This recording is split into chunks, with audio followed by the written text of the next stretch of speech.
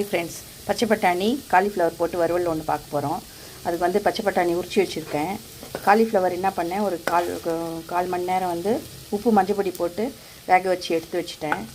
எண்ணெய் விட்டு சின்ன வெங்காயம் கட் பண்ணி போட்டு கடுகு சோம்பு போட்டு தாளிச்சாச்சு. தாளிச்சிட்டு அதில் வெங்காயம் கருவேப்பிலை தக்காளியெல்லாம் போட்டு நல்லா வதங்கினதும் காலிஃப்ளவர் பச்சை பட்டாணி போட்டு ஒரு 10 நிமிஷம் வதக்க விட்றேன். வதங்கினதும் இஞ்சி பூண்டு பேஸ்ட் போட்டுடலாம். அதில் போட்டதும் அதில் கொஞ்ச நேரம் பச்சை வாசனை போனதும் மிளகாத்தூளும் இது கரம் மசாலா தூள் போட்டு கொஞ்ச நேரம் வதங்கினதும் கொஞ்சம் தண்ணி விட்டு கொஞ்சம் வேக வச்சு எடுத்துடலாம்.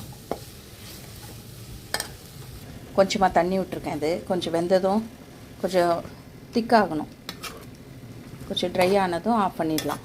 சாதத்துக்கு போட்டு பிசைஞ்சிக்கலாம். இன்னும் தொட்டுக்க சைட் டிஷ்ஷாக வேணும்னா இன்னும் கொஞ்சம் நல்லா ட்ரை பண்ணிக்கலாம் தண்ணியை. இது கொஞ்சம் வேகட்டும் பார்க்கலாம். நம்மளோட பச்சை பட்டாணி காலிஃப்ளவர் வறுவல் ரெடி. வாங்க ஃப்ரெண்ட்ஸ் சாப்பிடுவீங்க. இது வந்து கொத்தமல்லி புதினா வணக்கின சட்னி. இது வந்து பச்சை பட்டாணி காலிஃப்ளவர் வறுவல். அம்னி கிச்சனில் போடுற வீடியோலாம் பிடிச்சிருந்தா சப்ஸ்கிரைப் பண்ணுங்கள், ஷேர் பண்ணுங்கள், பெல் பட்டன் அமுத்துங்க. ஓகே, பாய். அடுத்த வீடியோவில் பார்க்கலாம்.